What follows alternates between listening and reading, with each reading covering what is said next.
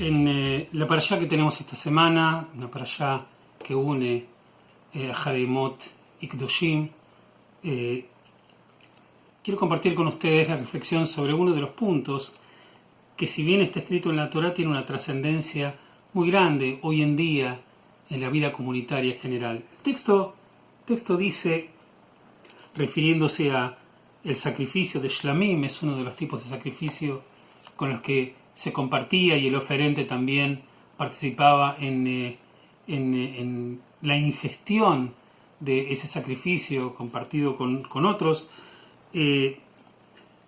Refiere a de qué manera tenía que hacerse el sacrificio, con qué intención.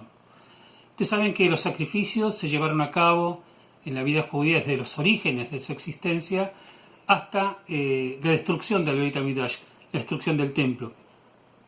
Y la práctica de sacrificios fue reemplazada por las tefilot, por llevar adelante las prácticas de tefilá, de rezo. Acá el texto dice: cuando sacrifiquéis un sacrificio ante Adonai de vuestra propia voluntad, habréis de sacrificarlo. El texto dice, si nosotros vamos a hacer un sacrificio, lo que yo lo llevaría a la práctica de hoy, si vas a llevar adelante una tefilá, si vas a ir a un Kabbalat Shabbat, si tenés la intención de tener una mesa de Shabbat y recitar un Kiddush con aquellos que te rodean, todas las prácticas que tienen que ver con el culto, que tienen que ver con aquello que vamos a hacer a partir de las mitzvot que aparecen en la Torá, desde el punto de vista de lo cultico, esto debe realizarse basado en la voluntad nuestra, porque nosotros queremos hacerlo. Nosotros decidimos hacerlo. Cualquier práctica religiosa o cualquier llevada adelante del culto, si no se hace desde una intención y una decisión personal de que lo queremos hacer, si no hay una actitud íntegra por parte de la persona que va a llevar adelante en la época bíblica un sacrificio, o hoy en día, participar de un acto religioso, si no es una orden del corazón, si no hay una decisión personal de hacerlo, lo que vayas a hacer va a carecer de sentido. Es como que fuese un cuerpo sin un alma. No tendría demasiado valor, y por supuesto tendría mucho menos valor si nosotros las prácticas religiosas que las hacemos no solamente por la vida comunitaria, que eso es desde ya muy importante, sino porque queremos llegar a Dios, queremos rezarle a Él, queremos darle nuestro agradecimiento, o queremos colocarnos desde un sentido de reverencia, ¿no es cierto?, para pedirle a la divinidad que nos escuche, que nos ayude. Eso tiene que hacerse con un acto de voluntad y de decisión, que eso es exactamente lo que queremos hacer, que queremos colocar nuestro corazón, nuestra voluntad, nuestra decisión en las palabras que estamos pronunciando. Tiene que haber una cohesión entre las dos cosas.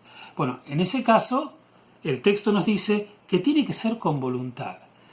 Nuestros textos dicen que cuando uno lleva adelante un acto religioso, pero que en la práctica no tiene deseos de hacerlo, lo hace para que los demás lo miren, lo hace porque queda bien si está en un conjunto de personas donde estas prácticas le son relevantes, y él no le importa tanto, pero lo hace porque los demás lo están haciendo, eso no tiene ningún valor.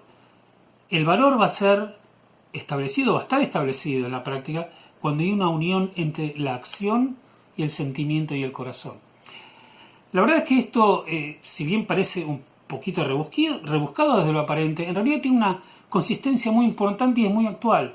Muchas veces las personas llevan adelante prácticas con las que no acuerdan completamente, y que de pronto hacen como un acto reflejo en lo que van a cantarle a Dios, o lo que van a decir en un Kabbalat Shabbat o en un servicio de Yamim Noraim, simplemente como que fuesen autómatas donde, este es el tiempo de ir a la sinagoga, vamos todos a la sinagoga, nos sentamos, pero no hay una intencionalidad auténtica de que la vivencia es una vivencia profunda, que esté todo tu ser comprometido.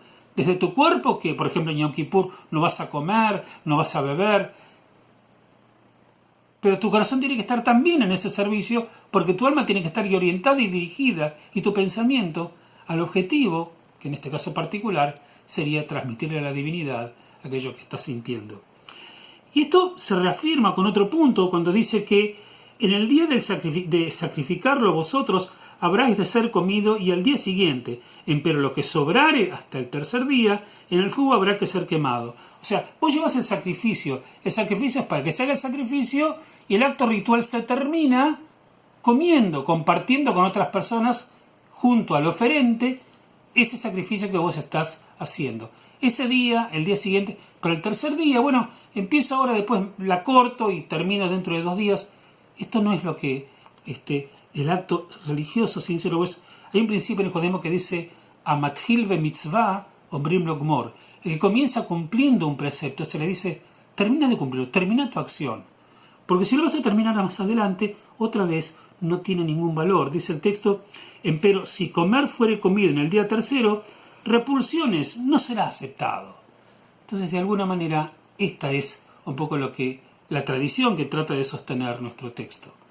De aquí que la Torá, ya que estamos en un contexto de santidad, lo que pide es que haya una coherencia absoluta en nuestras acciones y que cuando vamos a vincularlo con nuestro Dios es porque realmente y auténticamente nuestro corazón nos lo está solicitando. Shabbat Shalom para todos ustedes.